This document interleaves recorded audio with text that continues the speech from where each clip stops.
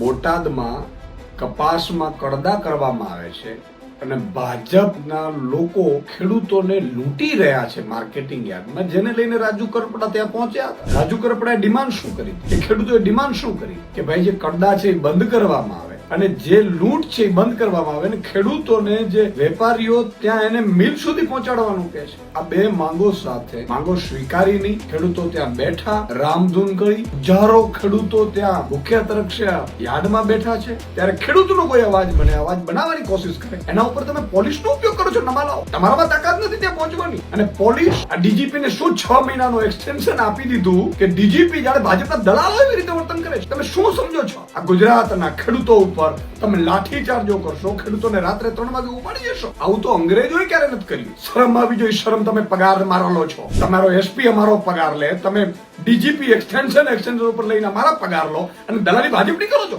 શરમ આવી જોઈએ તમને.